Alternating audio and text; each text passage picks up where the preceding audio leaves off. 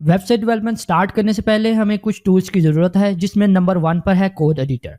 Code editor बहुत सारी type के हैं, जैसे कि सबलाइम है, एटम है, विजुअल स्टूडियो कोड है। लेकिन मैं आपको रिकमेंड करूंगा कि आप विजुअल स्टूडियो कोड को डाउनलोड करें, क्योंकि ये बहुत ही पॉपुलर है और बहुत सारे डेवलपर्स इसी कोड एडिटर को यूज़ करते हैं। विजुअल स्टूडियो को डाउनलोड करने के लिए code.visualstudio.com में आएंगे और उसके बाद यहाँ पे डाउनलोड के बटन पर क्लिक करके आप विजुअल स्टूडियो कोड को डाउनलोड कर लेंगे। विजुअल स्टूडियो कोड को डाउनलोड करने के बाद जब हम इसे ओपन करेंगे तो हमें इस तरह की स्क्रीन नजर आएगी। तो सबसे पहले हम कुछ एक्सटेंशन इंस्टॉल करेंगे। इस आइकॉन पे क्लिक करें और उसके बाद यहाँ पे नंबर 1 एक्सटेंशन लिखें, प्रीटियर। इस एक्सटेंशन के 15 मिलियन प्लस डाउनलोड्स है। ये बहुत ही पॉपुलर एक्सटेंशन है और ये एक्सटेंशन हमें हेल्प करते हैं कि जब हम कोड लिखते हैं उसकी अलाइनमेंट अगर हम सही नहीं रखते तो सेव करने के बाद ऑटोमेटिकली इसकी अलाइनमेंट सही कर देती है। जब हम कोड करेंगे तो प्रैक्टिस के दौरान मैं आपको मजीद इसके बारे में बताऊंगा। तो हम यहाँ पे इसको इंस्टॉल कर लेते हैं और उसके बाद हमें सेकेंड एक्सटेंशन की जरूरत है, जिसको लाइव सर्वर कहते हैं। इस एक्सटेंशन के भी 15 मिलियन प्लस डाउनलोड है। ये भी बहुत ही पॉपुलर है। फॉर एग्जांपल जब हम कोड लिखते हैं तो सेव करने के बाद बगैर पेज रिफ्रेश किए ही उसका व्यू यानी कि लेटेस्ट रिजल्ट दिखा देती है, जो कि हमने लास्ट टाइम कोड में चेंज किया था। तो जब हम डेवलपमेंट स्टार्ट करेंगे तो मैं आपको मजीद इसके बारे में और बताऊंगा। प्रैक्टिकली जब करेंगे तो आपको मजीद अच्छी समझ आएगी। तो एडिटर को डाउनलोड करने के बाद हमें सेकंड टूल चाहिए, जिसको हम ब्राउजर कहते हैं। तो मैं अज्यूम करता हूं कि आपके पास क्रोम ब्राउजर नहीं है, तो उसके लिए इंटरनेट एक्सप्लोरर को ओपन करें और google.com/chrome में आए तो आपको इस तरह का पेज नजर आएगा और इस बटन पे क्लिक करने के बाद आप गूगल क्रोम को भी डाउनलोड करके इंस्टॉल कर लें। यहाँ पे हमने सारे टूल्स इंस्टॉल कर लिए जो हमें डेवलपमेंट के लिए रिक्वायर्ड थे। अब हम नेक्स्ट लेक्चर में मिलते हैं। Take care, bye. क्या आपने कभी सोचा है कि वेबसाइट किस तरह से काम करती है? फॉर एग्जाम्पल अगर आप अपने ब्राउजर जैसे कि गूगल क्रोम या ओपेरा मिनी, कोई भी ब्राउजर, अगर आप उस पे किसी वेबसाइट का एड्रेस टाइप करते हैं तो उसके बाद आपके ब्राउजर पे वो वेबसाइट ओपन हो जाती है, जिसमें इमेजेस होते हैं, टेक्स्ट होते हैं, ऑडियो, वीडियो। अगर आप फेसबुक का भी एड्रेस लिखते हैं facebook.com के साथ तो उसके रिस्पॉन्स में आपको फेसबुक की वेबसाइट ओपन नजर आएगी। अगर आपने कभी नहीं सोचा तो मैं आपको सारी चीजें डिटेल से बताता हूँ। तो मैं अज्यूम करता हूँ कि आपने already Google Chrome browser open कर लिया है और उसके अंदर आप एक एड्रेस टाइप करते हैं http://facebook.com। तो जब हम ये टाइप करते हैं तो उसके बाद हमें फेसबुक की वेबसाइट नजर आती है। अब मैं आपको बताता हूँ ये किस तरह से काम करती है। लेफ्ट साइड का जो सर्कल है आप कंसीडर करें ये एज ए ब्राउजर है, इसको हम क्लाइंट भी कहेंगे। और राइट साइड पे ये एक कंप्यूटर है जिसको हम सर्वर भी कहते हैं, जहां पे वो वेबसाइट, इमेजेस, टेक्स्ट स्टोर्ड हैं। एज अ यूजर आप ब्राउजर ओपन करते हैं जिसको क्लाइंट साइड भी कहते हैं और वहां पे आप फेसबुक का एड्रेस लिखते हैं और उसकी मदद से आप रिक्वेस्ट भेजते हैं। तो रिक्वेस्ट सर्वर को जाती है और उसके बाद सर्वर उसको रीड करता है और रिस्पॉन्स सेंड कर देता है और रिस्पॉन्स वापस ब्राउजर में जाता है। तो ब्राउजर उस रिस्पॉन्स को रीड करता है और अपने पेज पे शो कर देता है। यहाँ पे जो आपने रिक्वेस्ट भेजी थी वो HTML पेज की भेजी थी, तो सर्वर ने वो रिक्वेस्ट को रीड किया, तो HTML का कोड आपको रिटर्न कर दिया। तो ब्राउजर ने उसको एज अ डोम यानी कि डॉक्यूमेंट ऑब्जेक्ट मॉडल उसको रीड किया और ब्राउजर में उसको शो करवा दिया। तो HTML की फाइल में बिल्कुल सिंपली टेक्स्ट है, जिस तरह से हेडिंग है, पैराग्राफ है और इमेजेस, ऑडियो, वीडियो जो कि आप फेसबुक की वेबसाइट में ओपन करते हुए सामने देखते हैं, वो सारी चीजें। तो इस तरीके से वेब पेज वर्क करता है। तो मैं आपको एड्रेस के बारे में बताता हूँ। आपको स्क्रीन पे जो एड्रेस नजर आ रहा है https://www.facebook.com। इसके स्टार्ट में आपको जो https नजर आ रहा है ये एक लैंग्वेज है, ये एक प्रोग्रामिंग लैंग्वेज नहीं है, बस ये क्लाइंट साइड और सर्वर साइड के दरमियान कम्युनिकेशन के लिए यूज होती है। HTTP की फुल फॉर्म है हाइपर टेक्स्ट ट्रांसफर प्रोटोकॉल। तो HTTP के साथ जब S यूज किया जाता है तो हमारा जो वेब पेज है यानी हमारी वेबसाइट वो ज्यादा सिक्योर हो जाती है, जिसकी मदद से हमारा जो डाटा हमें सर्वर से मिलता है, फॉर एग्जाम्पल अगर हम ब्राउजर से कोई रिक्वेस्ट भेजते हैं और रिस्पॉन्स में सर्वर से जो डाटा मिलता है वो इनक्रिप्टेड होता है, यानी कि कोई हैकर हमारा डाटा चुरा नहीं सकता और उसको रीड नहीं कर सकता। तो इस तरीके से हम क्लाइंट साइड की मदद से सर्वर के साथ कनेक्ट करते हैं और अपने ब्राउजर पे वेब पेज को देखते हैं। तो अब हम मिलते हैं नेक्स्ट लेक्चर में। Take care, bye.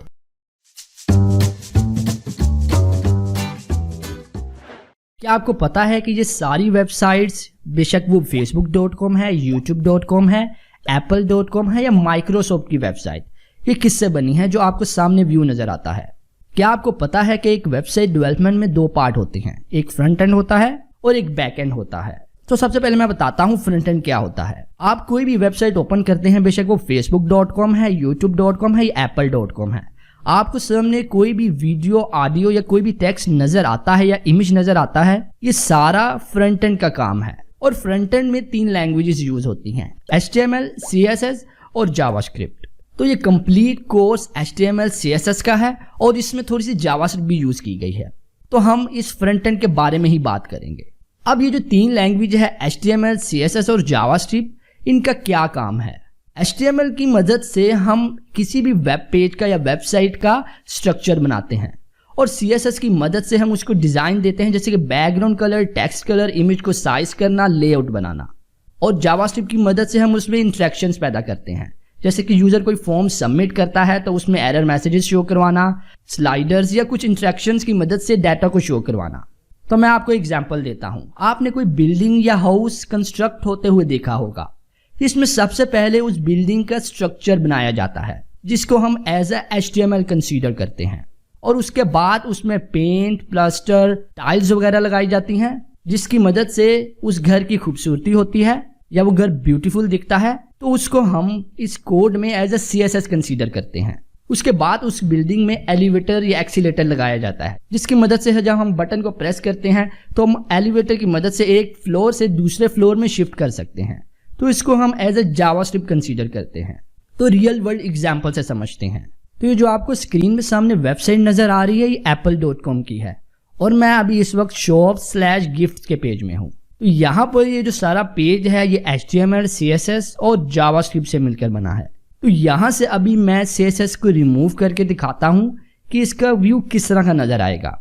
तो यहाँ पे देखें, मैंने जब CSS रिमूव की तो यहाँ पे आपको कंप्लीट एक HTML का स्ट्रक्चर नजर आ रहा है, जिसमें इमेजेस और टेक्स्ट और हेडिंग्स, पैराग्राफ वगैरह यूज किए गए हैं, लेकिन ये बिल्कुल भी अलाइन नहीं और बिल्कुल भी खूबसूरत नहीं लग रहा। तो अब इसमें खूबसूरती के लिए या इसको ब्यूटीफुल करने के लिए, लेआउट बनाने के लिए हम CSS को यूज करते हैं। तो मैं CSS को वापस पेस्ट करता हूं। तो देखिए CSS आने के बाद इसका बैकग्राउंड कलर भी शो हो गया और ये एक अलाइन में आ गए, इसका भी बैकग्राउंड कलर शो हो गया और ये ब्यूटीफुली डिजाइन के साथ पेज के सेंटर में शो हो रहा है। तो यहाँ पे जावास्क्रिप्ट भी यूज हुई है। फॉर एग्जाम्पल, जब मैं इस बटन पे क्लिक करूंगा तो यहाँ पे कुछ इंस्ट्रक्शंस पैदा होंगी और ये दूसरा डाटा मुझको दिखाएगा, जो कि जावास्क्रिप्ट की मदद से हुआ है। और जावास्क्रिप्ट की मदद से ही हम इन टैब्स को क्लिक कर रहे हैं और इससे रिलेटेड, यानी कि हेल्थ एंड फिटनेस से रिलेटेड यहाँ पर डाटा शो हो रहा है। इसी तरह से जब फॉर्म शो होता है तो फॉर्म के अंदर भी कुछ वैलिडेशंस लगती हैं। हम डाटा जब सही सबमिट नहीं करते तो जावास्क्रिप्ट की मदद से हम यूजर को एरर मैसेजेस शो करवाते हैं। तो हम इस कोर्स में सबसे ज्यादा HTML और CSS पे फोकस करेंगे, क्योंकि इससे ही ज्यादातर पूरे पेज को बनाया जाता है। और कोर्स के दौरान जब हम प्रोजेक्ट बनाएंगे तो हमें थोड़ी जावास्क्रिप्ट भी यूज करनी होगी, मैं उसके बारे में भी आपको थोड़ा एक्सप्लेन करूंगा। लेकिन इसमें ज्यादातर हम HTML5 और CSS3 को यूज करेंगे और प्रोजेक्ट्स भी बनाएंगे। तो अब हम मिलते हैं नेक्स्ट लेक्चर में। Take care, bye.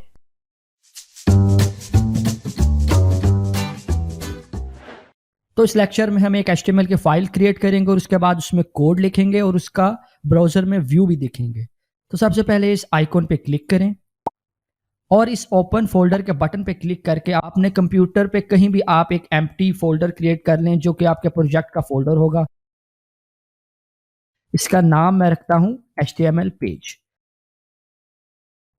और इसको सिलेक्ट करके विजुअल स्टूडियो कोड में ओपन कर लें। अब यहाँ पे देखें कि हमें बिल्कुल एक एम्प्टी फोल्डर ओपन कर लिया है विजुअल स्टूडियो कोड में। इस टैब को क्लोज कर दें। तो इस एम्प्टी फोल्डर में हम अपनी फर्स्ट HTML की फाइल क्रिएट करेंगे। तो सबसे पहले इस आइकॉन पे क्लिक करें तो आपको न्यू फाइल ऐड की ऑप्शन आ जाएगी। मैं फाइल का नाम रखता हूं इंडेक्स और उसके बाद उसकी एक्सटेंशन, यानी कि HTML की फाइल क्रिएट करने के लिए तो उसकी एक्सटेंशन .html लगाई जाती है। तो हमारी HTML की फाइल क्रिएट होगी।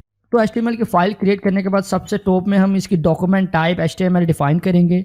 मैं एंगल ब्रैकेट लिखता हूं तो ये कोड एडिटर ऑटोमेटिकली मुझे सजेस्ट करता है। इस कोड एडिटर को पता है कि ये HTML की फाइल है और सबसे टॉप में हमें इस डॉक टाइप को डिफाइन करना होता है, और ये डॉक टाइप ब्राउजर में HTML को प्रॉपरली शो करवाने के लिए भी हेल्प करता है। उसके बाद हम HTML का अपना फर्स्ट टैग लिखते हैं।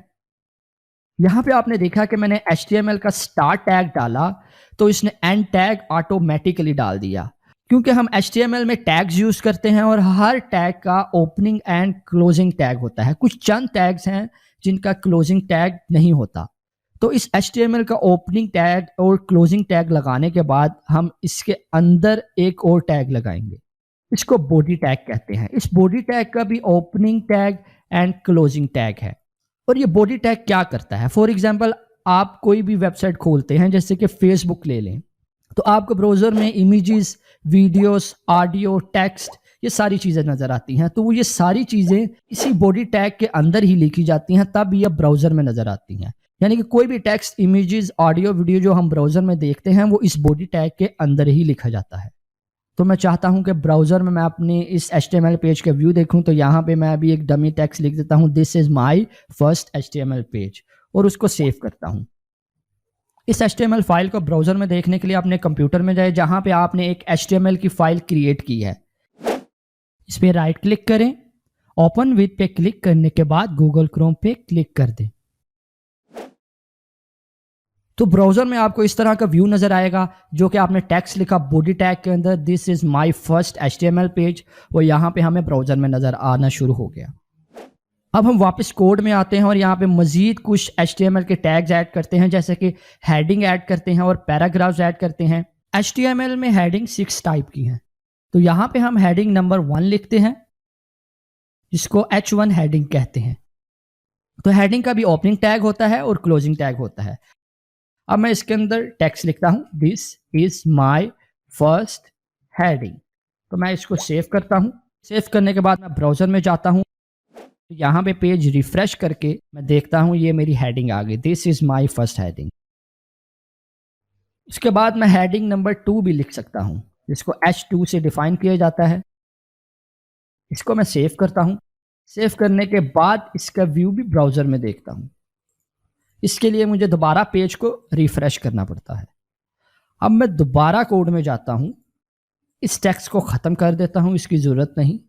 तो यहाँ पे मैं लिखता हूं हेडिंग नंबर 3। जैसे कि मैंने आपको बताया कि HTML में 6 टाइप्स की हेडिंग्स हैं, H1 से लेकर H6 तक। तो मैं अभी सिर्फ H3 तक की हेडिंग्स लिखूंगा आपको दिखाने के लिए। This is my third heading. जैसा कि आपको याद होगा, स्टार्ट में हमें कुछ एक्सटेंशन इंस्टॉल की थी, जिसमें एक प्रीटियर थी और दूसरी थी लाइव सर्वर। तो यहाँ पे मैं आपको बताऊंगा कि लाइव सर्वर क्या काम करती है। लाइव सर्वर हमें हेल्प करती है कि फॉर एग्जांपल मैंने यहाँ पे कोड लिखा और मैं इसको सेव करूंगा और ब्राउजर में ऑटोमेटिकली वो पेज रिफ्रेश कर देगा और मुझे उसका प्रीव्यू दिखा देगा, यानी कि उसका व्यू दिखा देगा। उसके लिए यहाँ पे मैं राइट क्लिक करता हूँ और ओपन विद लाइव सर्वर पे क्लिक करता हूँ। जब हम लाइव सर्वर की मदद से ब्राउजर में इसका व्यू देखते हैं तो आपको इस तरह का URL नजर आता है। ये सबसे पहले इसका IP एड्रेस है, जो कि हर कोई जानता है कि ये कंप्यूटर का लोकल IP एड्रेस है और ये 5500 पोर्ट पे चल रहा है और ये index.html फाइल को ब्राउजर में ओपन करके दिखा रहा है। अब इसका फ़ायदा क्या होता है वो मैं आपको प्रैक्टिकली करके दिखाता हूँ। मैं दोबारा कोड में वापस आता हूँ और इन 2 हेडिंग्स को ख़त्म कर देता हूँ, अभी मुझे इसकी ज़रूरत नहीं, और एक और HTML का टैग लिखता हूँ जिसको पैराग्राफ टैग कहते हैं। अब इसके अंदर कुछ टेक्स्ट पेस्ट करता हूँ। ये एक डमी टेक्स्ट है जो कि मैंने लॉरम इप्सम वेबसाइट से उठाया है। अब मैं इसको सेव करता हूँ। सेव करने के बाद वापस ब्राउजर में आता हूँ, तो मैंने कोई भी पेज रिफ्रेश नहीं किया, जो कि हमने लास्ट टाइम कोड लिखा था हेडिंग और पैराग्राफ, वो हमें यहाँ पे नज़र आ रहा है। तो इसका ये फ़ायदा होता है कि हमें पेज रिफ्रेश करने की ज़रूरत नहीं। आप वहाँ से कोड चेंज करें तो यहाँ पे ऑटोमेटिकली उसका पेज रिफ्रेश हो के आपको नज़र आना शुरू हो जाएगा। तो यहाँ पे मैं एक लिंक का टैग क्रिएट करूँगा। ये भी HTML का टैग है जिसकी मदद से हम एक लिंक लगा सकते हैं किसी भी चीज़ पे। अगर यूज़र उस पर क्लिक करता है और हम किसी भी दूसरी वेबसाइट में उसको रिडायरेक्ट कराना चाहते हैं या वेबसाइट के किसी दूसरे पेज में उसको लेके जाना चाहते हैं, तो हम इस एंकर टैग का यूज़ करते हुए उसे एक पेज से दूसरे पेज में ले जा सकते हैं। इसके अंदर हम लिखते हैं रीड मोर। तो एंकर टैग लगाने के बाद हम उसमें href का एक एट्रीब्यूट लगाते हैं और उसके अंदर हम उस पेज या उस चीज़ का लिंक देते हैं जहाँ पे जाना होता है। अभी मैं यहाँ पे google.com का लिंक पेस्ट कर देता हूँ, तो और मैं इसे सेव करता हूँ और वापस जाके ब्राउज़र में इसका व्यू देखता हूँ। तो देखिए मैंने कोई पेज रिफ्रेश नहीं किया, ये ऑटोमेटिकली मुझे रीड मोर का लिंक यहाँ पे नज़र आ गया। अब मैं जब इस लिंक पे क्लिक करता हूँ तो ये मुझे google.com में रिडायरेक्ट कर देगा। तो मैं वापस हमारे HTML के पेज में जाता हूँ। अब हम देखते हैं कि हम किस तरह से इमेज लगा सकते हैं। तो इमेज का भी HTML में एक टैग है, तो यहाँ पे हम इमेज लगाने के लिए HTML का इमेज का टैग लिखते हैं। आपने यहाँ पे देखा कि मैंने इसका कोई क्लोजिंग टैग नहीं लगाया और ना ही इस कोड एडिटर ने मुझे रिकमेंड किया कि इस इमेज का क्लोजिंग टैग लगाओ, क्योंकि इस इमेज का कोई क्लोजिंग टैग है ही नहीं। बस इस इमेज टैग के एंड में एक स्लैश लगाया जाता है जिससे ये टैग कंप्लीट हो जाता है। अब हमने जो इमेज शो करवाना है उसका भी हमें पाथ यानी कि लिंक या यूआरएल देना होगा। तो उसके लिए हम इमेज के टैग में एक एट्रीब्यूट ऐड करते हैं, src। इसके अंदर उस इमेज का पाथ देंगे जो कि हमने इमेज शो करवाना है। हम कोई भी लाइव इमेज भी उठा के लगा सकते हैं, लेकिन हम अपने कंप्यूटर में सेव्ड इमेज को यूज़ करेंगे। उसके लिए वापस अपने प्रोजेक्ट के फोल्डर में जाएंगे, वहाँ पे एक फोल्डर क्रिएट करेंगे। मैं आपको वही स्ट्रक्चर बता रहा हूँ जो कि प्रोफेशनली भी यूज़ किया जाता है वेबसाइट डेवलपमेंट करते हुए। यहाँ पे मैं इमेजेस के नाम से एक फोल्डर क्रिएट करता हूँ और जितने भी हम इमेजेस यूज़ करेंगे वो हम इस इमेजेस के फोल्डर के अंदर ही रखेंगे। तो मेरे कंप्यूटर में ऑलरेडी एक इमेज है जो कि मैं ड्रैग एंड ड्रॉप करके इस फोल्डर के अंदर रख देता हूँ, bluecard.jpg के नाम से। अब मैं यहाँ पे हेडिंग टैग के नीचे वो इमेज दिखाना चाहता हूँ, तो यहाँ पे मुझे सबसे पहले उस इमेजेस के फोल्डर के अंदर जाना पड़ेगा। जैसे ही मैं आई टाइप करूँगा तो ये कोड एडिटर बहुत ज़्यादा चालाक है जो कि मुझे ऑटोमेटिकली बता देता है कि ये इमेजेस का फोल्डर है और इसी लोकेशन में index.html की फाइल पड़ी है। मैंने इमेजेस के फोल्डर में जाना है तो मैं इमेजेस के फोल्डर को सिलेक्ट करूँगा। उसके बाद वो मुझे ऑटोमेटिकली बता रहा है इस इमेजेस के फोल्डर में एक कार की एक फाइल पड़ी है, मैं उसको सिलेक्ट कर लेता हूँ। सिलेक्ट करने के बाद मैं इसको सेव करता हूँ और उसके बाद ब्राउजर में इसका व्यू देखता हूँ। तो आप देखिए हेडिंग के नीचे ये इमेज शो हो गया है। ये इमेज काफ़ी बड़ा नज़र आ रहा है। हम इसको स्टाइलिंग करते हुए रिसाइज करेंगे और इसके नीचे पैराग्राफ और ये बाय नाउ का बटन भी शो हो गया है। अब मैं इस इमेज के साइज को थोड़ा छोटा करता हूँ।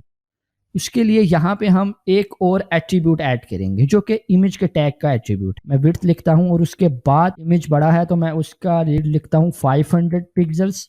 px लिखने की जरूरत नहीं, ऐसे भी लिख सकते हैं और ऐसे भी ऑटोमेटिकली पिक्सल्स में ही कंसीडर कर लेगा। और उसके बाद सेव करता हूँ। सेव करने के बाद मैं इसका ब्राउजर में व्यू देखता हूँ। आप देखें कि इमेज का साइज 500 मैंने रखा तो वो छोटा हो गया, लेकिन मैं इसको और छोटा करता हूँ, 300 पिक्सल्स करता हूँ। ये हमारी हेडिंग, ये इमेज और ये डिस्क्रिप्शन इस प्रोडक्ट की और उसके बाद बाय नाउ का क्लिक। आपने बिल्कुल एक कंप्लीट HTML का एक पेज क्रिएट किया जिसमें हमने एक प्रोडक्ट ऐड की। तो मैं आपको एक टास्क देता हूँ, आप इसी तरह से एक HTML की फाइल क्रिएट करें और उसके बाद एक इमेजेस का फोल्डर क्रिएट करें और फाइल में कुछ हेडिंग्स और टेक्स्ट लिखें। आप अपनी मर्जी से ज़्यादा प्रोडक्ट्स भी ऐड कर सकते हैं, यानी कि इसके नीचे ज़्यादा लिंक्स लगा सकते हैं और इमेज भी लगाएं। ये आपका टास्क है। तो प्रैक्टिस के साथ आप कोड को बहुत अच्छे तरीके से सीख सकते हैं। तो मिलते हैं नेक्स्ट लेक्चर में। अभी के लिए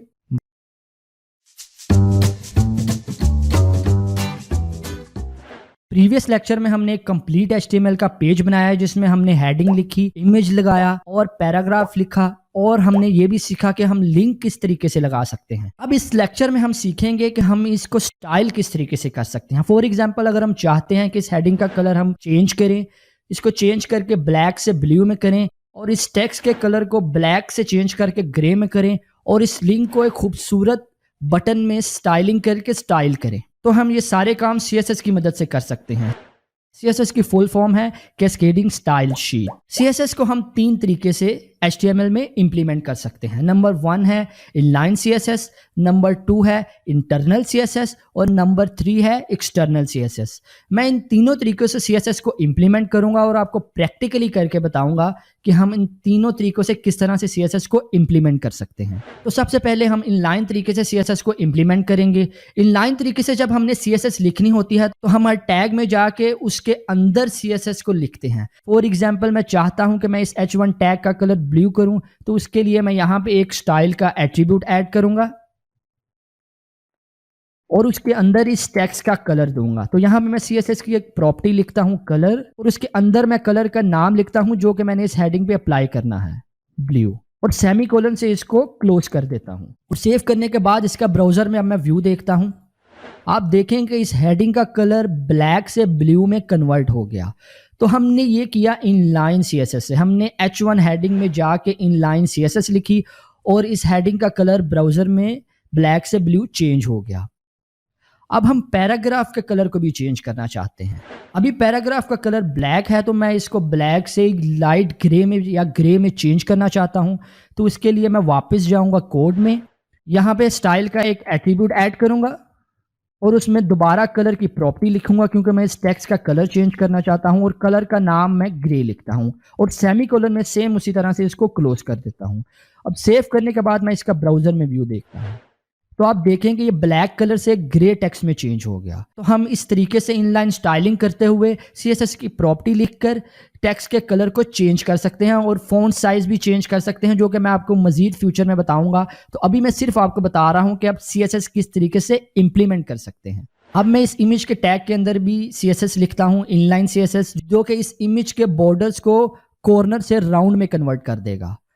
यहाँ पे मैं एट्रीब्यूट ऐड करता हूँ स्टाइल का। मैं बार बार एक चीज बोलता हूं, एट्रीब्यूट ऐड करता हूं। तो फॉर एग्जांपल ये एट्रीब्यूट है क्या? किसी भी टैग में कोई भी हम एक्स्ट्रा फीचर या एक्स्ट्रा चीजें ऐड करते हैं वो उस टैग का एट्रीब्यूट होता है। फॉर एग्जांपल इस इमेज के टैग में हमने सबसे पहले एक एट्रीब्यूट सोर्स का ऐड किया SRC और उसमें इमेज का पाथ दिया, और उसके बाद एक और एट्रीब्यूट ऐड किया विड्थ का, उसके अंदर हमने उस इमेज की विड्थ दी। अब हमने तीसरा एट्रीब्यूट ऐड किया स्टाइल का, यानी कि इस इमेज के टैग में हमने 3 एट्रीब्यूट्स ऐड किए। किसी भी टैग में हम कोई भी एक्स्ट्रा चीज जो लगाते हैं वो उस टैग का एट्रीब्यूट होता है।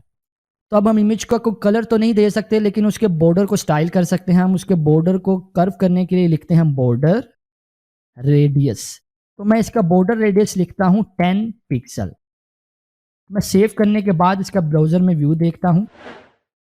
ब्यूटीफुल, ये देखें इस इमेज का बॉर्डर पहले कॉर्नर पे था, हमने इसे जैसे ही बॉर्डर रेडियस से CSS लिखी और स्टाइलिंग की तो ये ऑटोमेटिकली राउंड में कन्वर्ट हो गया। अब हम सीखते हैं कि हम किस तरीके से इंटरनल CSS लिखते हैं, जो कि CSS इंप्लीमेंट करने का सेकंड तरीका है। उसके लिए सबसे पहले मैं इस इनलाइन CSS को खत्म कर देता हूं। इंटरनल CSS लिखने के लिए HTML स्टार्ट टैग के बाद मैं एक हेड टैग लिखूंगा और इस हेड टैग के अंदर मैं स्टाइल का टैग लगाऊंगा।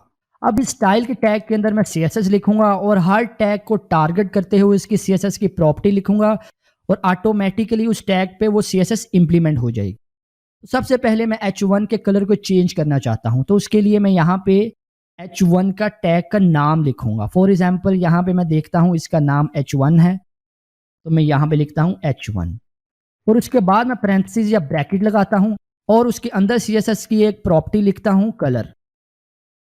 मैं इसका कलर ब्लू लिखता हूं और उसके बाद मैं सेव करता हूं और ब्राउजर में उसका व्यू देखता हूं। आप देखें कि ये टेक्स्ट का कलर ब्लू इंप्लीमेंट हो गया। अब मैं पैराग्राफ के टेक्स्ट कलर को चेंज करूंगा। जैसे कि मैंने H1 टैग लिख के H1 को टारगेट करके उसमें CSS लिख के उसका कलर को चेंज किया, सेम इसी तरीके से मैं पैराग्राफ के टैग को भी टारगेट करूंगा। उसके लिए मुझे पैराग्राफ के टैग का नाम लिखना होगा, फिर उसके बाद ब्रैकेट डालनी होगी और उस ब्रैकेट के अंदर मुझे एक CSS प्रॉपर्टी कलर लिखनी होगी और मैं दोबारा इस पैराग्राफ का कलर ग्रे देता हूं। तो मैं देखता हूं ब्राउजर में इसका व्यू, क्या पैराग्राफ का कलर ग्रे में चेंज हो गया है। बिल्कुल, ये देखें पैराग्राफ का कलर ब्लैक से ग्रे में चेंज हो गया है क्योंकि मैंने उसको इंटरनल स्टाइलिंग करते हुए टारगेट किया और उसका कलर चेंज कर। अब हम इस लिंक को टारगेट करके इसको स्टाइल करेंगे। अब इस लिंक को मैं एक बटन में कन्वर्ट करूंगा CSS की मदद से। उसके लिए लिंक को टारगेट करने के लिए सेम उसी तरीके से लिंक यानी कि एंकर टैग का नाम लिखेंगे A, जैसे कि इसका नाम भी A है। उसके बाद सेम ब्रैकेट डालेंगे और प्रॉपर्टी लिखेंगे। मैं इसका कलर चेंज करना चाहता हूं, मैं इसका कलर वाइट लिखता हूं और अब मैं इसमें एक नई प्रॉपर्टी ऐड करना चाहता हूं, यानी कि मैं इसका बैकग्राउंड कलर भी ऐड करना चाहता हूं। तो अब इस बैकग्राउंड का कलर बिल्कुल इंप्लीमेंट हो गया। मैं वापस जाके ब्राउजर में इसका कलर देखता हूं बिल्कुल ये देखिए मैंने बैकग्राउंड कलर इसका ब्लू रखा है, उसके अंदर टेक्स्ट का कलर भी चेंज हो गया है।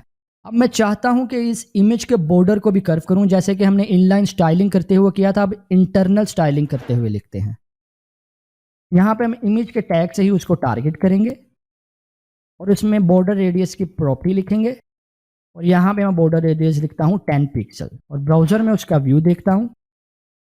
ये इसने कॉर्नर से इसको राउंड में कन्वर्ट कर दिया। यहाँ पे भी हमने एक HTML का पेज को जो कि हमने प्रीवियस लेक्चर में बनाया था CSS की मदद से उसमें कुछ चेंजेस की और CSS की कुछ प्रॉपर्टीज सीखी। तो इस लेक्चर में हमने CSS को इम्प्लीमेंट करने के 2 तरीके सीखे। Number 1 inline CSS, number 2 internal CSS। तो नेक्स्ट लेक्चर में हम सीखेंगे कि हम एक्सटर्नल तरीके से किस तरह से CSS को इम्प्लीमेंट कर सकते हैं और एक्सटर्नल तरीका सबसे बेस्ट तरीका है और प्रोफेशनल डेवलपमेंट करते हुए हम उसी एक्सटर्नल तरीके को यूज़ करते हैं। सेम CSS की प्रॉपर्टीज़ वही लिखी जाएंगी लेकिन इम्प्लीमेंट करने का डिफरेंट तरीका होगा।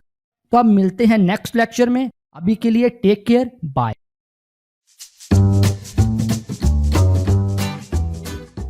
प्रीवियस लेक्चर में हमने सीखा कि हम किस तरह से इनलाइन स्टाइलिंग कर सकते हैं और इंटरनल स्टाइलिंग कर सकते हैं। अब हम इस लेक्चर में सीखेंगे कि हम किस तरह से एक्सटर्नल स्टाइलिंग कर सकते हैं, वो भी बहुत ही आसान है। एक्सटर्नल स्टाइलिंग के लिए हम एक सेपरेट CSS की फाइल क्रिएट करेंगे और उसके बाद यही CSS उसमें लिखेंगे। मैं यहाँ से ही इसको कट करके वहां पे पेस्ट कर दूंगा और उस एक्सटर्नल CSS की फाइल को यहाँ पे इंपोर्ट कर देंगे तो वो ऑटोमेटिकली यहाँ पे इंप्लीमेंट हो जाएगा। चलिए मैं अपनी सेपरेट फाइल क्रिएट करता हूँ एक CSS की। मैं अपने प्रोजेक्ट के फोल्डर में जाता हूँ, वहां पे एक फाइल क्रिएट करता हूँ मेन पे, जहां पे इंडेक्स की फाइल है, इमेजेस के फोल्डर में नहीं। और इस आइकन पे क्लिक करें और मैं एक फाइल क्रिएट करता हूँ स्टाइल, किसी भी नाम से आप रख सकते हैं लेकिन एक्सटेंशन उसकी .css ही होनी चाहिए। जिस तरह से हमने HTML की फाइल की एक्सटेंशन .html रखनी है, यानी कि CSS की फाइल की एक्सटेंशन .css रखेंगे।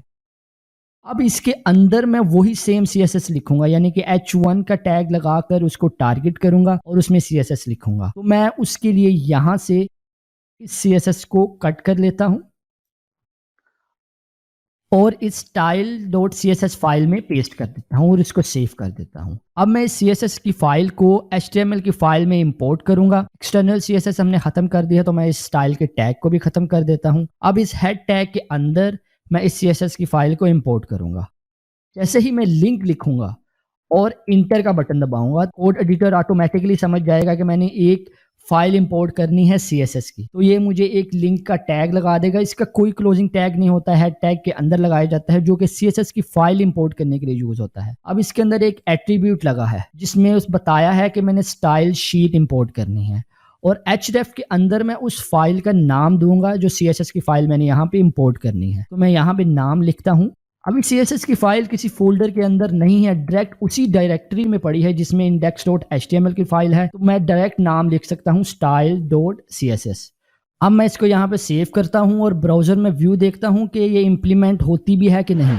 देखें बिल्कुल भी चेंज नहीं आया, सेम उसी तरीके से ये इंप्लीमेंट हुई। ये हेडिंग की स्टाइलिंग और ये पैराग्राफ का कलर की स्टाइलिंग और ये बटन की स्टाइलिंग। अब मैं इस HTML के पेज को थोड़ा और खूबसूरत करूंगा और इसमें मजीद CSS लिखूंगा। तो उसके लिए मैं style.css की फाइल में जाता हूं वापस और उसमें मैं हेडिंग का कलर ब्लू से स्टील ब्लू में चेंज करता हूं।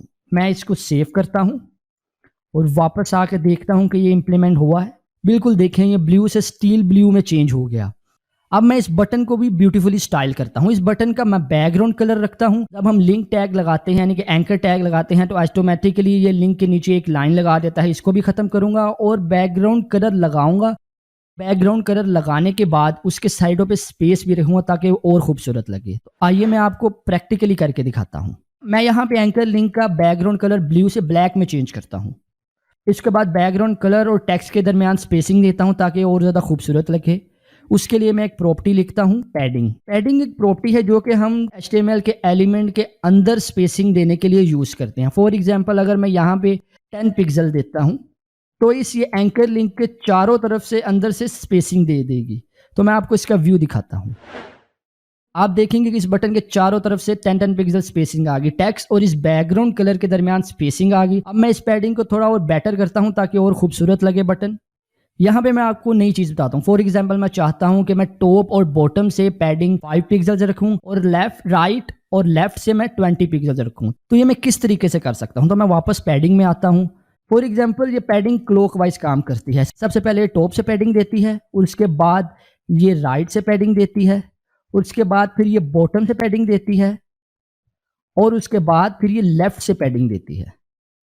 जैसे कि मैंने आपको कहा था कि मैं टॉप और बॉटम से मैं 5 पिक्सल पैडिंग देना चाहता हूं, और लेफ्ट और राइट से मैं 20 पिक्सल पैडिंग देना चाहता हूं।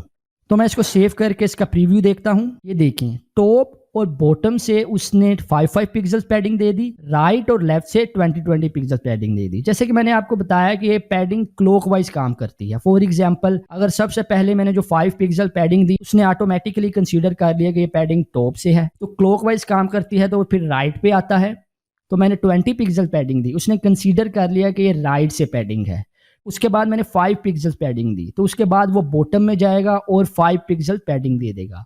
और सबसे लास्ट में मैंने 20 पिक्सल पैडिंग दी, उसके बाद ये लास्ट में लेफ्ट में जाएगा और 20 पिक्सल पैडिंग दे देगा। तो इस तरह ये टॉप, राइट, बॉटम, लेफ्ट ये क्लॉकवाइज काम करता है। अब नेक्स्ट मैं इस लाइन को खत्म करूंगा। जैसे कि मैंने आपको बताया, जब हम एंकर लिंक यूज करते हैं तो ये ऑटोमेटिकली उसके बॉटम में एक लाइन लगा देता है। तो मैं इस लाइन को खत्म करता हूं। उसके लिए वापस एंकर टैग की स्टाइलिंग में जाता हूं और एक CSS की प्रॉपर्टी ऐड करता हूं, टेक्स्ट डेकोरेशन नन। ये प्रॉपर्टी सिर्फ एंकर टैग के अंदर ही यूज होती है। मैं इसको सेव करता हूं। देखिए, इसकी बॉटम से लाइन खत्म हो गई क्योंकि मैंने CSS की property text decoration none use की। अब मैं चाहता हूं कि ये बटन जो मैंने बनाया है, इसके बॉर्डर कॉर्नर ना रहें, कर्व्स हो जाएं जैसे कि इमेज के हैं। तो मैं वापस CSS की एक प्रॉपर्टी डालता हूं जो कि मैंने पहले इमेज के लिए भी यूज की है, उसे कहते हैं बॉर्डर रेडियस। ये बटन इमेज की निस्बत छोटा है तो मैं यहाँ पे रेडियस भी कम रखूंगा, 4 पिक्सल।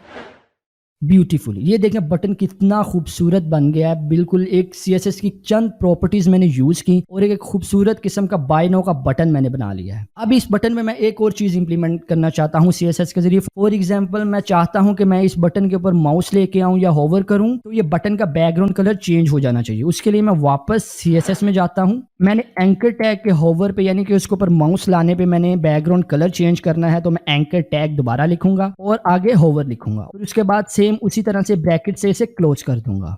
यानी कि यहाँ पे मैं जो CSS लिखूंगा वो तब इंप्लीमेंट होगी जब मैं इस एंकर लिंक के ऊपर माउस लेके जाऊंगा। तो मैं चाहता हूं कि माउस ऊपर लेके जाने पे बैकग्राउंड कलर चेंज हो जाए, तो यहाँ पे मैं बैकग्राउंड कलर लिखता हूं स्टील ब्लू। यानी कि डिफॉल्ट जो बैकग्राउंड कलर होगा एंकर लिंक का वो ब्लैक होगा, और जब मैं ऊपर माउस लेके जाऊंगा सिर्फ उसका बैकग्राउंड कलर चेंज होगा। तो यहाँ पे मैं सिर्फ वही प्रॉपर्टी लिखूंगा जो कि मैं होवर करने के बाद चेंज करना चाहता हूँ। मैं सिर्फ बैकग्राउंड कलर चेंज करना चाहता हूँ, तो मैं इसको सेव करता हूँ। ये देखें, जब मैं इसके ऊपर माउस लेके जाऊंगा तो ब्यूटीफुल ब्यूटीफुल ये इसका कलर ऑटोमेटिकली ब्लैक से स्टील ब्लू में चेंज हो गया। हमने बिल्कुल एक ब्यूटीफुल कंप्लीट प्रोडक्ट पेज एक स्टाइल किया है जिसमें मैं सिंपल प्रोडक्ट का टाइटल लगाया है, इमेज लगाया है, पैराग्राफ और एक बाय नाउ का बटन। अब मैं इसको और ब्यूटीफुल बनाने के लिए मैं चाहता हूं कि ये पूरा टेक्स्ट जो है पूरे पेज के सेंटर में शो हो जाए, ये इमेज भी और ये पैराग्राफ और ये बटन भी। तो इसके लिए मैं यहाँ पे वापस जाऊंगा और HTML में हमारे पास सबसे मेन पे एक बॉडी टैग है। मैं इसको CSS में लिखकर इसकी स्टाइलिंग लिख दूंगा टेक्स्ट अलाइन सेंटर।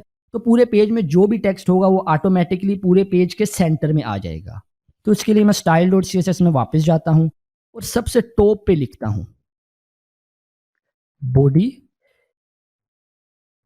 तो इस बॉडी टैग को CSS से टारगेट करते हुए मैं एक प्रॉपर्टी लिखता हूं टेक्स्ट अलाइन सेंटर। अब मैं इसको सेव करके ब्राउजर में इसका वापस व्यू देखता हूं। ब्यूटीफुल, ये देखें पूरे पेज का जो टेक्स्ट है वो बिल्कुल सेंटर में आ गया है। यानी कि ये हेडिंग है, ये प्रोडक्ट है और ये पैराग्राफ है और ये बाय नाउ का बटन। और बाय नाउ के बटन के ऊपर माउस ओवर से भी CSS स्टाइलिंग चेंज की है। हमने ये भी सीख लिया कि हम एक्सटर्नल तरीके से किस तरह से CSS इंप्लीमेंट कर सकते हैं।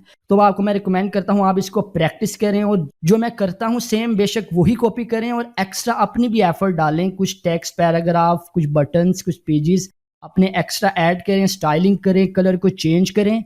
आप इसी तरह से सीख सकते हैं और इसी तरह से प्रोफेशनली सीख सकते हैं। अभी के लिए इतना ही, मिलते हैं नेक्स्ट लेक्चर में। Take care.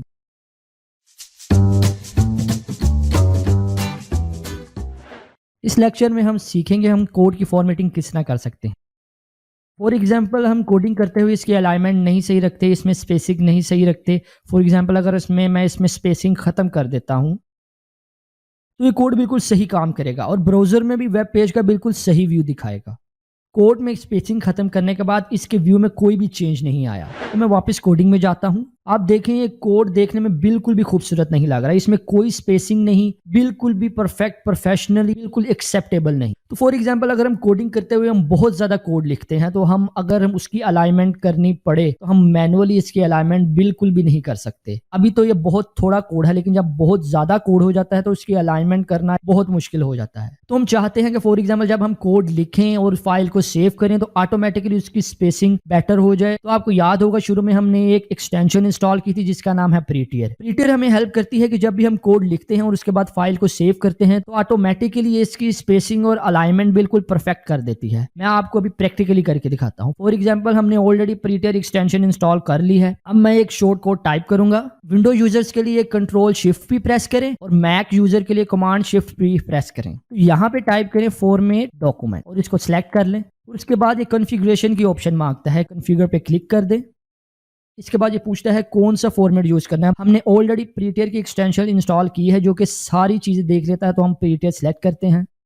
सेलेक्ट करने के फौरन बाद ऑटोमेटिकली इसने पूरे कोड की अलाइनमेंट बिल्कुल एक स्टैंडर्ड के मुताबिक कर दी है। अब मैं दोबारा कोड में स्पेसिंग खत्म करता हूं और फाइल को सेव करता हूं। तो ये दोबारा अपने फॉर्मेट में नहीं आई, लेकिन हम चाहते हैं कि जब हम सेव करें तो ऑटोमेटिकली दोबारा अलाइनमेंट को ये खुद ही देख ले। उसके लिए हमें सेटिंग्स में जाकर ऑन सेव वाली ऑप्शन सेलेक्ट करनी पड़ेगी, जिसके बाद कोड को सेव करने के बाद ये ऑटोमेटिकली उसको स्टैंडर्ड के मुताबिक उसकी अलाइनमेंट कर देगा। सेटिंग्स में जाने के लिए फाइल पे क्लिक करें, स्क्रॉल करें, प्रेफरेंसेस पे ओवर करें और सेटिंग्स पे क्लिक कर दें। इस टेक्स्ट एडिटर को ओपन करें, फॉर्मेटिंग पे क्लिक करें और फॉर्मेट ऑन सेव की ऑप्शन पे चेक कर दें। तो जब भी आप फाइल सेव करेंगे तो ऑटोमेटिकली ये कोड के फॉर्मेट को बेस्ट कर देगा। उसके बाद इस सेटिंग्स को क्लोज कर दें। अब देखें जैसे ही मैं फाइल को सेव करूंगा तो ऑटोमेटिकली इसको फॉर्मेट कर देगा। और उसके बाद टेस्ट करने के लिए मैं दोबारा स्पेसिंग को ख़त्म करता हूं और फिर दोबारा फाइल को सेव करता हूं। देखें ये फॉर्मेट बिल्कुल परफेक्ट कर देता है। तो इस तरह हम अपने कोड की फॉर्मेटिंग को बिल्कुल एक स्टैंडर्ड के मुताबिक कर सकते हैं। तो अब हम मिलते हैं नेक्स्ट लेक्चर में। अभी के लिए टेक केयर, बाय।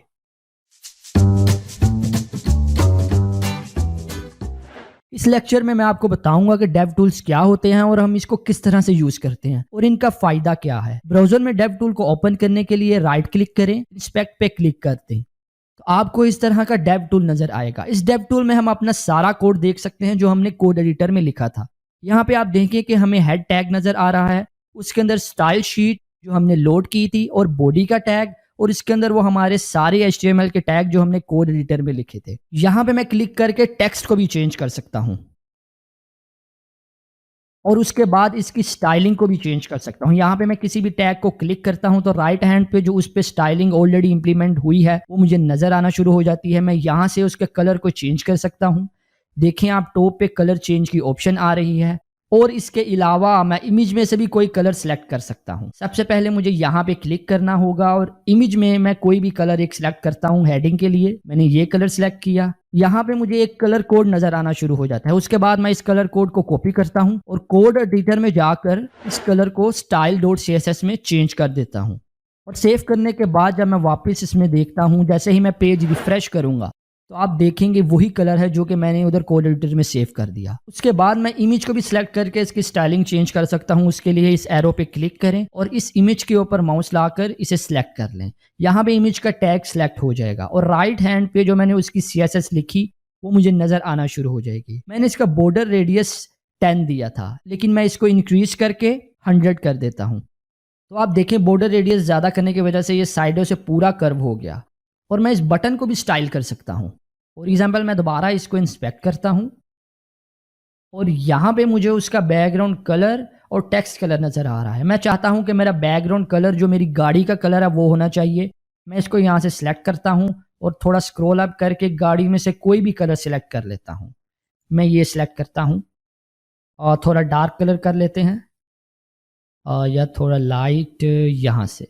तो कलर सेलेक्ट करने के बाद अगर मैं चाहता हूं कि इसका बॉर्डर रेडियस भी मैं चेंज करूं तो मैं यहां से बॉर्डर रेडियस इसका ज्यादा कर देता हूं। अभी 4 पिक्सल्स है तो यहां पे मैं इसको 14 पिक्सल्स कर देता हूं। ये देखिए ब्यूटीफुली कर्व में बटन हो गया। इमेज भी कर्व में कर दिया मैंने, बटन भी कर्व में कर दिया। और अब मैं चाहता हूं कि जैसे ही मैं बटन के ऊपर होवर करता हूं जो इसका कलर है ये भी चेंज होना चाहिए। तो मैं यहाँ पे दोबारा होवर पे क्लिक करता हूं और इस होवर को चेक करता हूं। तो अब मुझे इस बटन के होवर की CSS नजर आना शुरू हो जाएगी।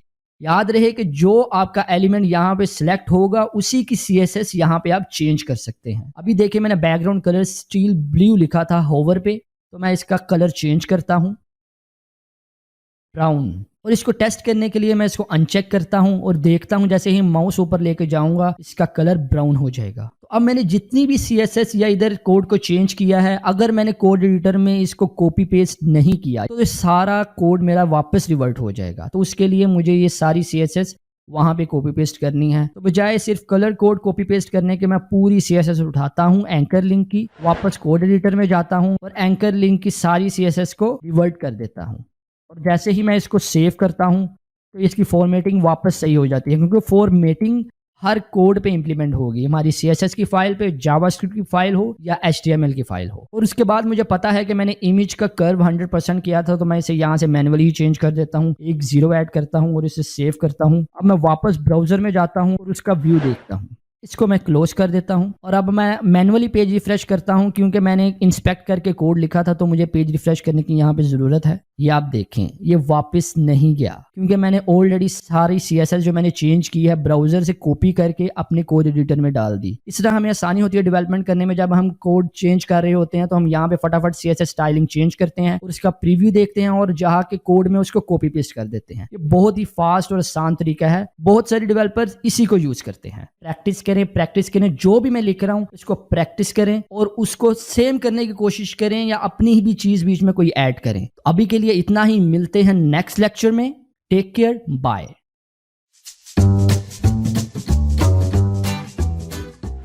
इस लेक्चर में हम सीखेंगे कि हम अपने कोड की वैलिडेशन किस तरह से चेक कर सकते हैं।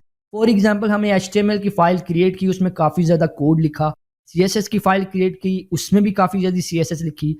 अब हम अपनी HTML यानी कि अपनी कोडिंग के स्टैंडर्ड को चेक करना हो तो हम किस तरह से चेक कर सकते हैं कि ये स्टैंडर्ड के मुताबिक है भी कि नहीं। तो सबसे पहले हम HTML के स्टैंडर्ड को चेक करेंगे। HTML के कोड को चेक करने के लिए इस वेबसाइट में आए validator.w3.org।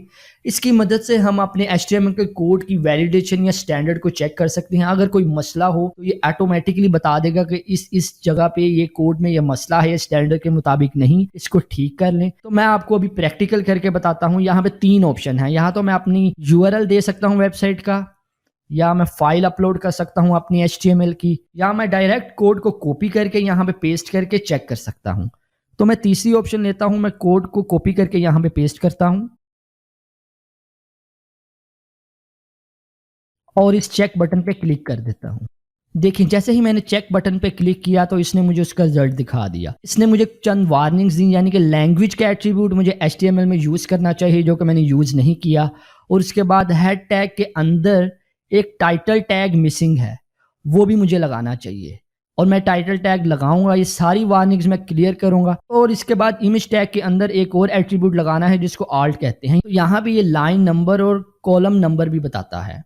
तो सबसे पहले हम पहली वार्निंग को क्लियर करते हैं। HTML के टैग में हमने स्टार्ट टैग में एक लैंग्वेज का लैंग का एट्रीब्यूट डालना है। तो कोड में वापस आते हैं, HTML में एक एट्रीब्यूट डालते हैं लैंग का और उसमें लिखते हैं EN मतलब इंग्लिश। जो भी हम लैंग्वेज यूज कर रहे हैं, तो हम अभी इंग्लिश लैंग्वेज यूज कर रहे हैं तो मैं यहाँ पे EN रखता हूँ।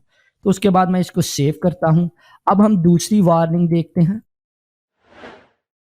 हेड टैग के अंदर टाइटल का टैग होना चाहिए, और टाइटल का टैग क्या काम करता है वो भी मैं आपको बताऊंगा। मैं हेड टैग के अंदर आता हूँ। हेड टैग के अंदर मैं एक टैग लगाता हूँ टाइटल, और उसके अंदर कुछ टेक्स्ट लिखता हूँ माय फर्स्ट पेज, और इसको सेव करता हूँ। और ये टाइटल का टैग का टेक्स्ट कहाँ शो होगा मैं आपको ब्राउजर में जाके दिखाता हूँ। सबसे पहले यहाँ पे राइट क्लिक करें और इसको दोबारा ब्राउजर में ओपन कर लें। तो ये देखें, ये टैब में जो नाम नजर आ रहा है ये टाइटल का टैग है जो कि हमने हेड टैग के अंदर लगाया है। तो अब हम दूसरे वैलिडेशन एरर या वार्निंग्स की तरफ जाते हैं। इमेज के टैग के अंदर ऑल टैग का एट्रीब्यूट होना चाहिए। तो मैं जाता हूं, मेरे पास एक इमेज का टैग है, इसके अंदर मैं एक ऑल्ट का एट्रीब्यूट लगाता हूं सोर्स के एट्रीब्यूट के बाद, और ये इमेज का नाम लिखता हूं और इमेज। तो ये ऑल टैग क्यों यूज करते हैं तो इसके बारे में फ्यूचर में मैं आपको डिटेल से बताऊंगा। अब मैं दोबारा कोड को कॉपी करूंगा और दोबारा वैलिडेशन चेक करने के लिए पेस्ट करूंगा और उसे चेक करूंगा। Document checking completed, no errors और no warnings to show. Okay, तो हमने अपने सारे एरर और सारे वार्निंग्स क्लियर कर लिए हैं HTML के। अब हम CSS के कोड स्टैंडर्ड या वैलिडेशन को चेक करेंगे। तो मैं जाके CSS का कोड को कॉपी कर लेता हूं। तो CSS के स्टैंडर्ड को चेक करने के लिए एक वेबसाइट है jigsaw.w3.org/CSS validator। यहाँ पे भी वही 3 ऑप्शन है और यहाँ पे मैं अपना कोड पेस्ट करूंगा CSS का और उसको चेक करूंगा। Congratulations, no error found। सो CSS में हमारा कोई भी एरर नहीं है, बिल्कुल स्टैंडर्ड और वैलिडेशन के मुताबिक है। इसी तरह से कंटिन्यू डेवलपमेंट करते हुए हम अपने कोड को चेक करते रहते हैं, कोई वैलिडेशन, कोई चीज़ का एरर नहीं, और उसको ठीक भी करते रहते हैं। तो इस तरह हम एक प्रोफेशनल स्टैंडर्ड के मुताबिक अपनी वेबसाइट या वेब एप्लीकेशन को डेवलप करते हैं। अभी के लिए इतना ही, मिलते हैं नेक्स्ट लेक्चर में। Take care, bye.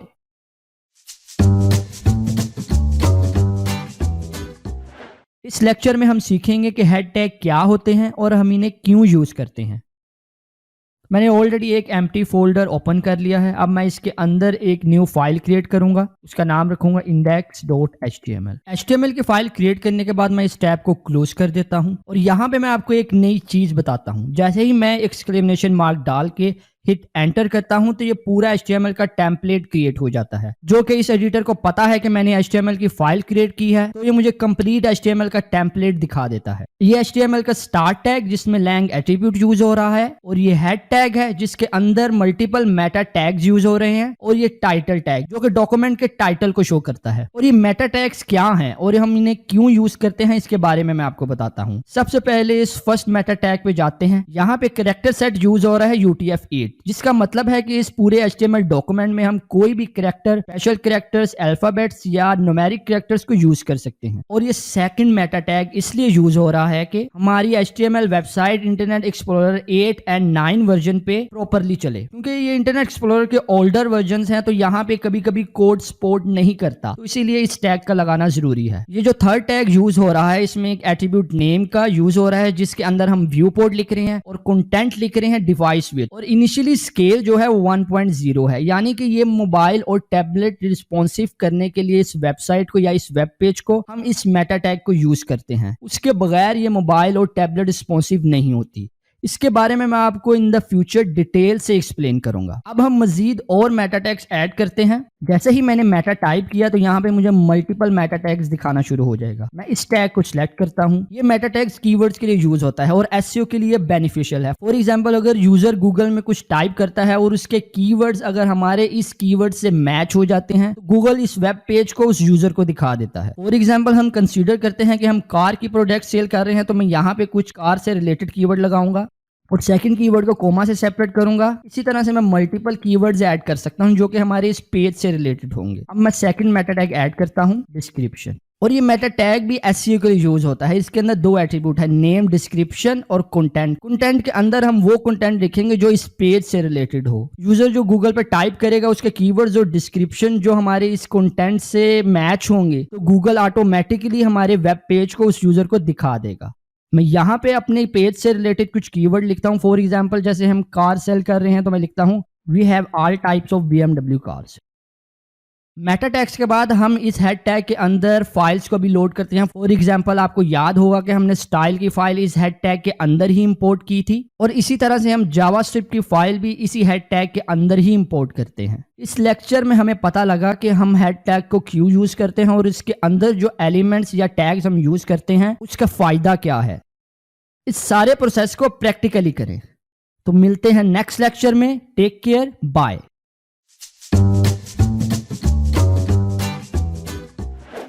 इस लेक्चर में हम सीखेंगे कि HTML टेक्स्ट फॉर्मेटिंग क्या होती है और हम इसे क्यों यूज करते हैं। फॉर एग्जाम्पल, अगर आप कोई टेक्स्ट लिखते हैं या कोई पैराग्राफ लिखते हैं, अगर आप चाहते हैं कि कुछ कंटेंट हमारा बोल्ड हो, कुछ इटैलिक हो या कुछ में मार्क, बैकग्राउंड कलर हो, तो ये सारे टैग्स जो हैं ये HTML में मौजूद हैं और हम इसको कैसे यूज करते हैं आइए प्रैक्टिकली करते हैं। तो सबसे पहले मैं यहाँ पे एक्सक्लेमेशन मार्क डालता हूँ, हिट एंटर करता हूँ, तो ये मुझे कंप्लीट एक टेम्पलेट या बॉयलर प्लेट दे देता है HTML की। तो यहाँ पे मैं टाइटल का नाम चेंज करता हूँ, जो डॉक्यूमेंट यानी पेज के टाइटल का नाम होता है यहाँ पे रखता हूँ। तो उसके बाद मैं बॉडी टैग के अंदर कुछ हेडिंग और पैराग्राफ डालता हूँ। यहाँ पे मैं अभी सबसे पहले सिर्फ पैराग्राफ ऐड करता हूँ। इस पैराग्राफ के अंदर मैं कुछ टेक्स्ट ऐड करूँगा जो कि मैं लॉरम इप्सम वेबसाइट से कॉपी करूँगा। इसको सेव करूँगा। सेव करने के बाद आपको जैसे पता है कि हम ऑलरेडी प्रीटियर यूज़ कर रहे हैं, तो इसकी अलाइनमेंट ऑटोमेटिकली बेटर कर देती है, हमने कुछ भी करने की ज़रूरत नहीं होती। अब मैं इसको राइट क्लिक करके ब्राउज़र में ओपन करता हूँ, तो ब्राउज़र में हमें टेक्स्ट नज़र आ रहा है। अब मैं चाहता हूँ इसका कुछ टेक्स्ट बोल्ड हो, तो मैं यहाँ से यहाँ तक इस टेक्स्ट को बोल्ड करना चाहता हूँ, तो मैं वापस कोड में जाऊँगा और यहाँ पे एक टेक्स्ट फॉर्मेटिंग वाला ऐड यूज़ करूँगा, बोल्ड, जो कि B से डिफाइन किया जाता है। ये इसका स्टार्ट टैग है और एंड टैग है। मैं जितने टैग को या जितने टेक्स्ट को बोल्ड करना चाहता हूँ उसके एंड में ये एंड टैग लगा दूंगा। तो मैं इसको सेव करता हूँ और वापस हम ब्राउज़र में इसका व्यू देखते हैं। तो आप ये देखेंगे फर्स्ट पैराग्राफ इसने बोल्ड कर दिया क्योंकि हमने बोल्ड टैग लगाया। अब एक और टैग है जो कि टेक्स्ट को बोल्ड करता है, जिसको स्ट्रॉन्ग टैग कहते हैं। अब मैं यहाँ पे स्ट्रॉन्ग टैग लगाता हूँ। अब स्ट्रॉन्ग में जहाँ तक टेक्स्ट को स्ट्रॉन्ग करना चाहता हूँ वहाँ तक एंड टैग पेस्ट कर देता हूँ और इसको सेव करता हूँ। सेव करने के बाद अलाइनमेंट ऑटोमेटिकली हो जाती है और उसके बाद मैं ब्राउज़र में अब इसका व्यू देखता हूँ। तो देखें यहाँ से भी ये टेक्स्ट यहाँ से यहाँ तक स्ट्रॉन्ग हो गया। इस टेक्स्ट को बोल्ड करने के लिए जो हमने बोल्ड टैग यूज़ किया उसकी ज़्यादा इंपॉर्टेंस नहीं होती, और यहाँ पे जो हमने स्ट्रॉन्ग टैग यूज़ किया है ये ज़्यादा स्ट्रॉन्ग होता है। एक वेब पेज में उसकी इंपॉर्टेंस बोल्ड टैग की निस्बत ज़्यादा होती है। अब मैं आपको बताता हूं कि हम टेक्स्ट को किस तरह से इटैलिक कर सकते हैं। उसके लिए एक टैग यूज होता है आई। अब जहां तक मुझे इटैलिक चाहिए मैं वहां तक ये एंड टैग डाल दूंगा और उसके बाद इसको सेव करके ब्राउज़र में व्यू देखूंगा। इस टेक्स्ट को देखिए, आपको ये टेक्स्ट इटैलिक नज़र आ रहा होगा। अब मैं एक और टैग यूज करता हूं जिसका नाम है एम्फासाइज्ड। यहां पे मैं एम्फासाइज का टैग डालता हूं EM और उसका क्लोजिंग टैग यहाँ से कट कर कर यहाँ तक डाल देता हूँ। फिर उसके बाद इसको सेव करके ब्राउज़र में व्यू देखता हूँ। जैसे आपको ये इटैलिक टेक्स्ट नज़र आ रहा है सेम उसी तरीके से आपको एम्फासाइज टेक्स्ट नज़र आ रहा है। अब दोनों का काम एक ही है, लेकिन ये ज़्यादा स्ट्रॉन्ग नहीं है, ये ज़्यादा स्ट्रॉन्ग है। और आगे जब हम कंटिन्यूसली कुछ फंक्शनैलिटीज़ जब यूज़ करते हैं तो इस टेक्स्ट को ज़्यादा कंसीडर किया जाता है एम्फासाइज। बहरहाल सिंपली आप ये ज़हन में रखेंगे टेक्स्ट सिर्फ फॉर्मेटिंग के लिए यूज़ होते हैं। आपने बोल्ड करना है आप बोल्ड यूज़ करें या स्ट्रॉन्ग यूज़ करें वो आपकी मर्ज़ी। अगर आपने उसको इटैलिक करना है आप आई टैग यूज़ करें या एम्फासाइज्ड, वो आपकी मर्ज़ी। इससे कोई इतना ज़्यादा फ़र्क नहीं पड़ता। बस आपको पता होना चाहिए जब हमने इटैलिक या बोल्ड यूज़ करना है तो हम कौन सा टैग यूज़ करेंगे। अब मैं यहाँ पे एक और टैग यूज़ करूँगा मार्क। मैं चाहता हूँ कि मैं इस 2 वर्ड्स को हाईलाइट करूँ। उसके लिए मैं वापस कोड में जाऊँगा और यहाँ पे एक टैग लगाऊंगा जिसका नाम है मार्क।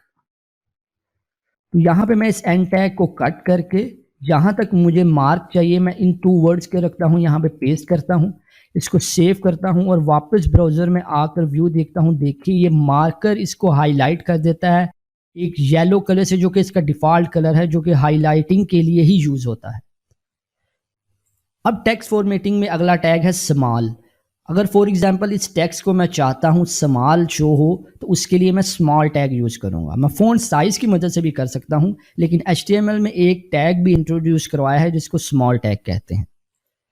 मैं यहाँ पे स्मॉल टैग लिखता हूँ और यहाँ पे ये क्लोज करता हूँ और इसको कट करके एंड में पेस्ट कर देता हूँ। अब यहाँ पे सेव करने के बाद ब्राउज़र में व्यू देखता हूँ तो यहाँ से यहाँ तक ये टेक्स्ट स्मॉल ही नज़र आ रहा है। उसके बाद आप वर्डिंग देखेंगे इस टेक्स्ट की निस्बत बड़ी है।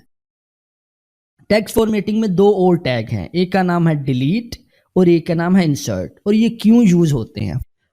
फॉर एग्जांपल अगर आप किसी ऑनलाइन स्टोर में जाते हैं, वहाँ पे अगर कोई प्राइस या कोई प्रोडक्ट सेल में हो तो वहाँ पे आपने देखा होगा कि जो ओरिजिनल प्राइस होती है उसके ऊपर लाइन लगी होती है और उसके बाद डिस्काउंट के बाद वाली प्राइस दिखाई जाती है। तो मैं आपको प्रैक्टिकली करके दिखाता हूँ। मैं यहाँ पे एक और पैराग्राफ लगाता हूँ और मैं यहाँ पे प्रोडक्ट की प्राइस शो कराना चाहता हूँ। यहाँ पे मैं प्राइस के टेक्स्ट को बोल्ड कर देता हूँ, खूबसूरती के लिए, सिर्फ और सिर्फ खूबसूरती के लिए। और उसके बाद मैं एक टैग लगाता हूँ डिलीशन का, जिसको डिफाइन करते हैं DEL से। उसके अंदर मैं प्रोडक्ट की ओरिजिनल प्राइस लिखता हूँ। फॉर एग्जांपल मैं लिखता हूँ $300। अब इसके बाद मैं प्रोडक्ट की सेल प्राइस दिखाना चाहता हूँ, तो मैं उसके लिए एक टैग यूज़ करता हूँ इंसर्ट, इसको INS से डिफाइन किया जाता है। और इसके अंदर प्रोडक्ट की सेल प्राइस लिखता हूँ $150। अब मैं इसको सेव करके ब्राउज़र में इसका व्यू देखता हूँ। यहाँ पे देखें, प्रोजेक्ट की जो ओरिजिनल प्राइस थी उसके ऊपर उसने लाइन लगा दी, और जो उसकी सेल वाली प्राइस थी उसके नीचे उसने अंडरलाइन करके दिखा दिया, हाईलाइट कर दिया कि ये इसकी सेल प्राइस है। और आपको दो और टैग के बारे में बताता हूँ, एक का नाम है सबस्क्रिप्ट, एक का नाम है सुपरस्क्रिप्ट। यहाँ पे मैं एक पैराग्राफ लगाता हूँ और यहाँ पे मैं H2O का फॉर्मूला लिखता हूँ, जो कि आपको पता है कि ये एक पानी का फॉर्मूला है। मैं इसको सेव करता हूँ, वापस ब्राउज़र में जाता हूँ, तो ये देखें H2O के जो पानी के फार्मूले में जो 2 होता है वो H के बॉटम राइट कॉर्नर पे होता है। तो उसको करने के लिए मैं एक टैग यूज करता हूँ सबस्क्रिप्ट। सबस्क्रिप्ट के टैग को लिखने के लिए यहाँ पे SUB लिखें और इस 2 को इस सबस्क्रिप्ट के टैग के अंदर कर दें। अब इसको सेव करके इसका ब्राउजर में व्यू देखें। ये देखें सेम उसी तरीके से जिसने पानी का फार्मूला H2 होता है, इसने 2 को नीचे लिख दिया। अब मैं नेक्स्ट टैग लिखता हूं जिसको सुपरस्क्रिप्ट कहते हैं। अब मैं एक और पैराग्राफ लगाता हूं। अब इसके अंदर मैं एक कुछ डायमेंशन लिखता हूं 10 मीटर स्क्वायर। अब मैं ये चाहता हूं कि जो 2 है ये टॉप पे शो हो, जिस तरह एक स्क्वायर मीटर शो होता है। उसके लिए यहां पे मैं एक टैग यूज करूंगा सुपरस्क्रिप्ट SUP, और इस 2 को इस सुपरस्क्रिप्ट के टैग के अंदर रख दूंगा और इसको सेव करूंगा। यहाँ पे देखिए इस 2 को इसने टॉप में शो करा दिया जब मैंने सुपरस्क्रिप्ट टैग यूज़ किया, और यहाँ पे 2 को इसने नीचे शो करा दिया जब मैंने सबस्क्रिप्ट टैग यूज़ किया। HTML टेक्स्ट फॉर्मेटिंग में हम इस तरह के टैग यूज़ करते हैं। हम कोई टेक्स्ट लिखते हैं, उसको स्टाइलिंग करते हैं, या उसमें इस तरह की कोई बोल्ड टेक्स्ट चाहिए, इटैलिक चाहिए, या इस तरह की प्राइस की अलाइनमेंट या सुपरस्क्रिप्ट या सबस्क्रिप्ट, तो हम इस टेक्स्ट फॉर्मेटिंग के टैग यूज़ करते हैं। आपको इन टैग्स को याद करने की बिल्कुल भी ज़रूरत नहीं, आपने सिर्फ प्रैक्टिस करनी है, क्योंकि कोडिंग बगैर प्रैक्टिस के आप नहीं सीख सकते अच्छे तरीके से। अभी के लिए इतना ही, मिलते हैं नेक्स्ट लेक्चर में। Take care, bye.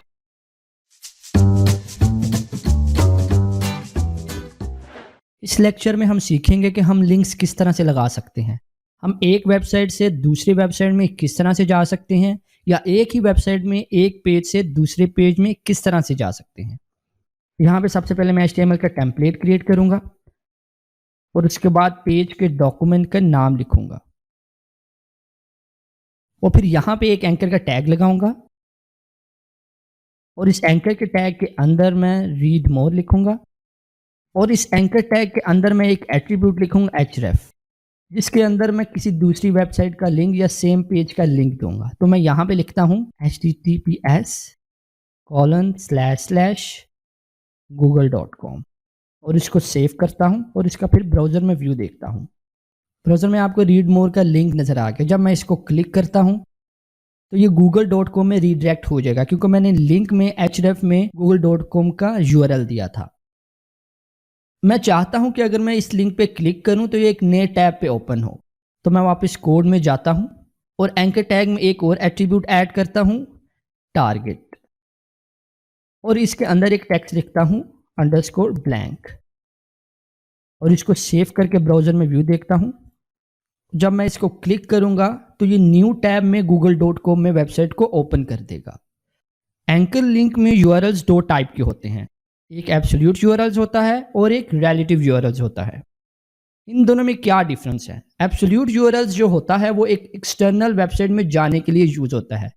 जिस तरह हम google.com में जाते हैं या facebook.com में जाते हैं लिंक के थ्रू, तो हमें साथ HTTP या HTTPS लगाना ज़रूरी होता है, तो इसको एब्सोल्यूट URL कहते हैं। जब हम उसी वेबसाइट के किसी दूसरे पेज में जाना चाहते हैं, फॉर एग्जांपल अगर हम होम पेज में हैं तो हम अबाउट पेज में जाना चाहते हैं, तो उस URL को रिलेटिव URLs कहते हैं। तो यहाँ पे जो हमने URL यूज़ किया HTTPS के साथ, इसको एक्सटर्नल URL या एब्सोल्यूट URL कहते हैं। ये एक वेबसाइट से दूसरी वेबसाइट में लेकर जाता है। अब मैं आपको रिलेटिव URLs की एग्जांपल बताता हूँ। मैं एक और एंकर का टैग लगाता हूँ और उसके अंदर लिखता हूँ लर्न मोर, और यहाँ पे एक href का एट्रीब्यूट लगाता हूँ।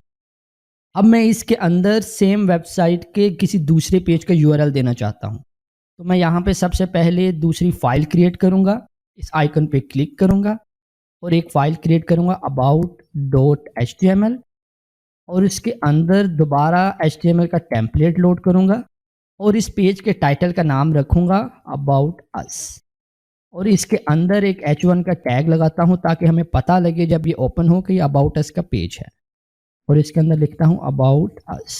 इसको सेव करता हूँ और दोबारा index.html में आता हूँ तो यहाँ पे इस पेज का नाम लिखता हूँ। जैसे ही मैं ए लिखूंगा तो ये मुझे बता देगा एडिटर कि आपके पास about.html की फाइल क्रिएटेड है। तो मैं इसको सिलेक्ट कर लूँगा। तो इसको सेव करने के बाद ब्राउज़र में देखता हूँ तो मैं यहाँ पे जब लर्न मोर पे क्लिक करूँगा तो ये मुझे वेबसाइट के किसी दूसरे पेज में ले जाएगा, यानी कि सेम वेबसाइट के किसी दूसरे पेज में। इसको रिलेटिव यूआरएल कहते हैं। अब मैं आपको बताऊँगा कि हम इमेज पे किस तरह से लिंक लगा सकते हैं। मैं एक एंकर का टैग लगाता हूँ और उसके अंदर href का एट्रीब्यूट लगाता हूँ और यहाँ पे मैं कोई भी लिंक लगा सकता हूँ, या तो रिलेटिव लिंक या एब्सोल्यूट लिंक। तो मैं यहाँ पे अभी किसी एक्सटर्नल या एब्सोल्यूट लिंक का यूआरएल लगाता हूँ। मैं google.com का लिंक लिखता हूँ और फिर इस एंकर टैग के अंदर मैं इमेज का टैग लगाता हूँ और इस इमेज के टैग में सोर्स का एट्रीब्यूट लिखता हूँ और यहाँ पे मैं इमेज का यूआरएल दूंगा। मैं कोई भी इमेज यूज़ कर सकता हूँ, या तो अपने कंप्यूटर में यहाँ पे सेव करके यूज़ कर सकता हूँ या डायरेक्ट किसी इमेज का यूआरएल दे दूंगा। यहाँ पे अभी मैं गूगल के इमेज का यूआरएल देता हूँ और इस इमेज के टैग में एक एट्रीब्यूट लगाता हूँ विड्थ का, इसको 200 विड्थ देता हूँ। तो यहाँ पे आपको इमेज नज़र आएगा। जैसे ही मैं इमेज के ऊपर माउस लेकर जाऊँगा तो ये हाथ बन जाता है, जिससे पता लगता है कि इस इमेज पे लिंक लगा है। जैसे ही मैं इस पर क्लिक करूँगा तो ये मुझे google.com पे रिडायरेक्ट कर देगा। मैं वापस अपने HTML के पेज में जाता हूँ। अगर मैं यहाँ पे चाहता हूँ कि रीड मोर एक लाइन पे नज़र आए, लर्न मोर एक लाइन पे नज़र आए और गूगल थर्ड लाइन पे नज़र आए, तो उसके लिए मैं ब्रेक टैग यूज़ करूँगा। तो मैं वापस कोड में आता हूँ और यहाँ पर BR का टैग लिखता हूँ और इसको सेव करता हूँ। जैसे ही मैं सेव करता हूँ तो एडिटर मुझे बता देता है कि BR के टैग को डिफाइन करने के लिए एंड में आपने स्लैश ज़रूर लगाना है। इसका कोई एंड टैग नहीं होता, हम इस ब्रेक टैग या BR टैग को इसी तरह से डिफाइन करते हैं। मैं इसको सेव करता हूँ। रीड मोर के आगे जो भी टेक्स्ट था वो लाइन ब्रेक करके दूसरी लाइन पे चला गया। अब मैं इसको भी एक लाइन पे लाता हूँ और उसके बाद गूगल थर्ड लाइन पे ऑटोमेटिकली चला जाएगा। तो मैं यहाँ पे भी एक ब्रेक टैग यूज करूँगा, इसको सेव करूँगा और उसके बाद ब्राउज़र में व्यू देखूंगा तो ये देखें रीड मोर एक लाइन में आ गया, उसके बाद लर्न मोर, उसके बाद जो ब्रेक टैग लगा वो दूसरा टेक्स्ट तीसरी लाइन में चला गया। अब मैं आपको बताता हूँ कि हम एक ईमेल में किस तरह से लिंक लगा सकते हैं। तो यहाँ पे मैं दोबारा ब्रेक टैग लिखता हूँ ताकि वो दूसरी लाइन पे शो हो और हिट एंटर करके एक एंकर का लिंक लिखता हूँ और उसके अंदर सेम href का एट्रीब्यूट लगाता हूँ और उसके अंदर लिखता हूँ मेल टू, उसके बाद कॉलन लिखता हूँ और जिस ईमेल पे मैंने लिंक करना है मैं वो यहाँ पे ईमेल लिख दूंगा। फॉर एग्जांपल मैं यहाँ पे भी डमी ईमेल लिखता हूँ। तो यहाँ पे जो ईमेल का टेक्स्ट शो करवाना है मैं वो सेम ईमेल यहाँ पे भी लिख देता हूँ और इसको सेव करता हूँ और ब्राउज़र में व्यू देखता हूँ। तो जब आप इस ईमेल के लिंक पे क्लिक करेंगे तो ये आपके डेस्कटॉप में होगा, तो आपके आउटलुक को ओपन कर देगा या आपसे पूछेगा कौन सा आपका मेल का सॉफ्टवेयर है। अगर आप मोबाइल में होंगे तो आपके मोबाइल में आपके जीमेल या किसी दूसरे सॉफ्टवेयर को ओपन कर देगा। अब मैं आपको बताता हूँ कि टेलीफोन यानी कि फ़ोन नंबर पे किस तरह से लिंक लगाते हैं। तो मैं यहाँ पे दोबारा ब्रेक टैग लिखता हूँ और नेक्स्ट एक एंकर लिंक दोबारा लगाता हूँ और उसके अंदर href लिखता हूँ और टेलीफोन पे लिंक लगाने के लिए मैं यहाँ पे TEL लिखता हूँ, कॉलन लगाता हूँ और टेलीफोन का नंबर या फ़ोन नंबर लिख देता हूँ विद कंट्री कोड के साथ। तो मैं यहाँ पे एक नंबर लिखता हूँ और टेक्स्ट में भी मैं सेम नंबर को लिख देता हूँ और उसके बाद इसको सेव करता हूँ। फ़ोन नंबर का लिंक इस तरह से नज़र आएगा। अगर आप डेस्कटॉप में होंगे, इसे क्लिक करेंगे तो आपके कंप्यूटर में पूछेगा कि कौन सी ऐप को पिक करना है और कॉल करनी है। अगर आप मोबाइल में इस वेबसाइट को देख रहे होंगे और इस लिंक पे क्लिक करेंगे तो ये आपके मोबाइल से डायरेक्टली कॉल मिला देगा। इस तरह से हम वेबसाइट में लिंक्स लगा सकते हैं। अभी के लिए इतना ही, मिलते हैं नेक्स्ट लेक्चर में। Take care.